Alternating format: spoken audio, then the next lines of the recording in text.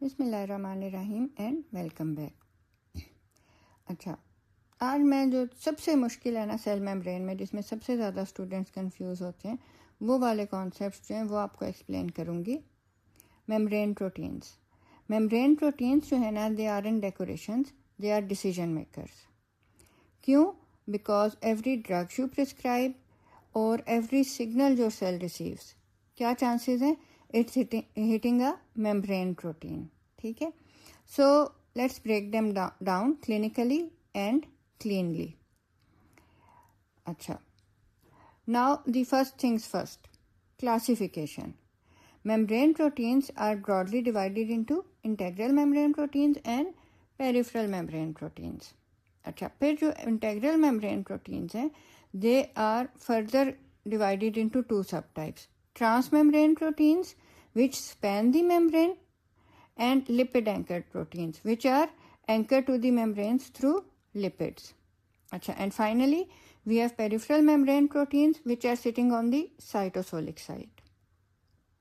अच्छा, तो transmembrane proteins, ठीक है, these are embedded in the lipid bilayer. They extend from the extracellular environment all the way into the cytosol.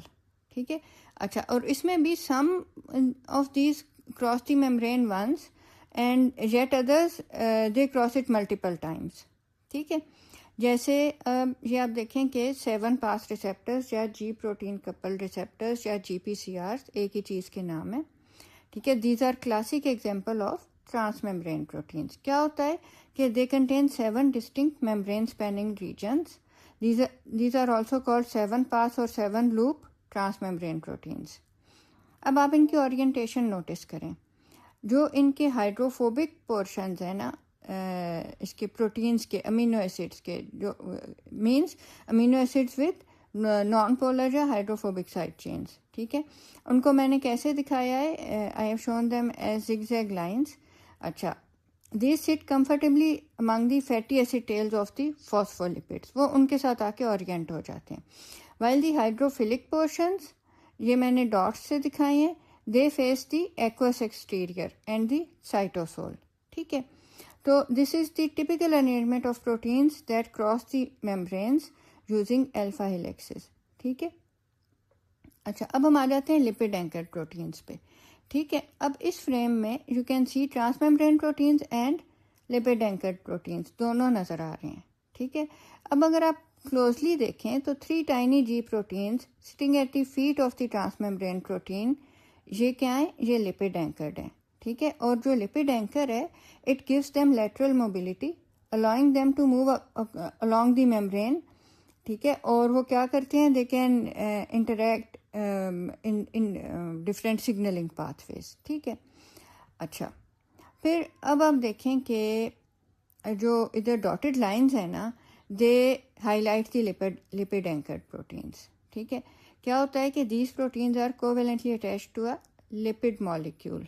They are not just loosely hanging around, they are firmly tethered. ठीक है, और कैसे हुए हैं ये attach? Through lipid modification. अच्छा, अब हम आ जाते हैं GPI एंकर्ड प्रोटीन्स पे। ये भी एक टाइप है लिपिड एंकर्ड प्रोटीन्स की। ठीक है, अच्छा, क्या होता है कि many proteins on the external surface of the plasma membrane are attached through a GPI anchor. ठीक है, GPI stands for glycosyl phosphatidyl inositol. ठीक है, तो it is abbreviated as GPI anchor. ठीक है, क्या होता है कि there is a complex oligosaccharide that links the protein to a phosphatidyl inositol molecule embedded in the outer leaflet. ठीक है, अच्छा, अब जो प्रोटीन्स इस वे में अटैच हुए हैं, these are called GPI anchored proteins। और एक क्लासिक एग्जांपल जो है ना इसकी, वो प्रियॉन प्रोटीन भी है। अच्छा, so let's look at specific examples. THY1, this is a lymphocyte protein. It is anchored to outer leaflet by a GPI anchor. This anchor is added to its C terminus in the endoplasmic reticulum. अच्छा, फिर और क्या है कि these proteins are glycosylated and exposed on the cell surface. अच्छा, अब हम inner leaflet को भी देख लेते हैं। उस पर कौन से लिपिड एंकर प्रोटीन्स हैं? एक तो रास है। ठीक है, it is type of a G protein, and it is anchored by a prenyl group.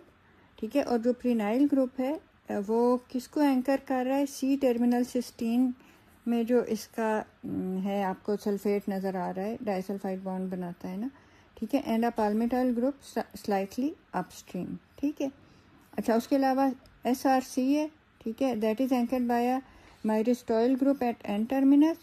Its positively charged region also helps it interact with negatively charged phosphatidyl serine. अच्छा, अब हम आ जाते हैं अल्फा हेलिक्स पे। ठीक है, अल्फा हेलिक्स जो है ना, एक क्लासिक एग्जांपल है ट्रांसमेम्ब्रेन प्रोटीन की। ठीक है, और इधर आप नोटिस करें कि the alpha helix is neatly spanning the membrane. अच्छा, अब अगर हम जूम इन करें, ठीक है, इस अल्फा हेलिक्स पे, तो लॉजिक आपको ऑब्वियस बिल्कुल हो जाएगा कि the non polar hydrophobic amino acids of the helix align perfectly with the hydrophobic fatty acyl chains of phospholipids. ठीक है, और these interactions shown in peach, ठीक है, और ये क्या कर रही हैं? They are stabilizing the protein inside the membrane. अच्छा, अब हम आ जाते हैं डिटर्जेंट्स पे। क्या होता है कि because of strong hydrophobic interactions transmembrane proteins can not be removed without detergents. Detergents कैसे होते हैं? Detergents contain amphipathic molecules. वो क्या करते हैं? They disrupt the membrane by surrounding the hydrophobic regions of the protein. ठीक है, अब वो क्या होता है कि they allow the protein to be released. अच्छा, फिर जो है लिपिड एंकर्ड प्रोटीन्स, ठीक है, इनके लिए भी यही है कि they also require detergents for removal. ठीक है, और that is why the lipid anchored proteins are called integral membrane proteins. ठीक है, ये मेम्ब्रेन की जान नहीं छोड़ते जब तक कि आप मेम्ब्रेन को डिसरप्ट करके डिटर्जेंट से फिर आप उनको इसमें से एक्सट्रैक्ट कर सकते हैं। अच्छा, फिर एक पैराडॉक्स आया इधर, ठीक है, पता नहीं आपने नोट किया है कि नहीं। मैंने आपको पहले बताया था कि मेम्ब्रेन्स जो हैं वो एसिमेट्रिकल हैं। Sphingomyelin and phosphatidyl choline are found on the outer leaflet, while phosphatidyl serine, phosphatidyl ethanolamine and phosphatidyl inositol, these are present on the inner leaflet. ठीक है, अच्छा, तो क्या है कि टेक्स्ट बुक्स क्या कहती हैं? Phosphatidyl inositol is in the inner leaflet. ठीक है, वो क्यों कहती है इनर लीफलेट का? Because they are talking about free phosphatidyl inositol as a membrane phospholipid. ठीक है, और जो फ्री फॉस्फेटिडाइल आइनोसिटॉल है वो it is present on the cytosolic side because the inositol head group is a signaling playground. ठीक है, क्या होता है कि इट फॉर्म्स PIP3। ठीक है, और जब ये सिग्नल ट्रांसडक्शन पाथवे में क्या होता है कि जब क्लीव होता है तो ये किस में कन्वर्ट हो जाती है? And IP3 both are second messengers. ठीक है, और क्या होता है कि these interact with cytosolic proteins like protein kinase C, AKT, phospholipase C। ठीक है, तो ये जो है ये फिर इट मेक्स सेंस ना कि it should be present on the cytosolic side. ठीक है, अच्छा, अब इधर एक प्लॉट ट्विस्ट आता है, the GPI anchored proteins. Here phosphatidyl inositol is not acting as a membrane lipid। ठीक है ना, it is part of a post translational anchor। ठीक है, तो क्या होता है कि GPI anchors are assembled in endoplasmic reticulum, ठीक है, which later becomes the extracellular side, so membrane orientation is preserved during trafficking। ठीक है, तो so when it reaches the plasma membrane the GPI anchor faces outside। ठीक है, तो paradox आपका solve हो गया कि फॉस्फेटिडाइल आइनोसिटॉल इनर लीफलेट पे है, लेकिन जो एंकर है वो आउटर लीफलेट पे है, और वो जो है वो कैसे बना है? पोस्ट ट्रांसलेशनल मॉडिफिकेशन हो रही थी प्रोटीन की और उसमें ये फॉर्म हुए। अच्छा, फिर हम आ जाते हैं पेरिफेरल प्रोटीन्स पे। पेरिफेरल मेम्ब्रेन प्रोटीन्स हैं, दे आर डिफरेंट। एक तो है कि they are located mainly on the cytosolic side. ठीक है, अच्छा, फिर है कि they are associated through weak electrostatic interactions, they can be separated from the cell membranes through simple salt solutions. ठीक है, डिटर्जेंट्स की ज़रूरत नहीं है। अच्छा, अब हम इधर देख लेते हैं कि आरबीसी मेम्ब्रेन है ना, ठीक है, इसकी इनर सरफेस आपको मैंने दिखाई है, ठीक है, और इधर आपको पेरिफेरल मेम्ब्रेन प्रोटीन्स नज़र आ रहे हैं। स्पेक्ट्रिन नेटवर्क आपको ब्राउन में शो हो रहा है और एक्टिन फिलामेंट्स पर्पल में, ठीक है। अब इनका क्या रोल है? These help maintain the membrane integrity, shape and flexibility, ठीक है। और अगर ये डिफेक्टिव हों तो क्या होता है? हेरिडिटरी स्फीरोसाइटोसिस, ठीक है। अच्छा, तो अब समराइज करें अगर हम कि membrane proteins are classified as integral proteins which include transmembrane and lipid anchored proteins and peripheral proteins mainly on the cytosolic side.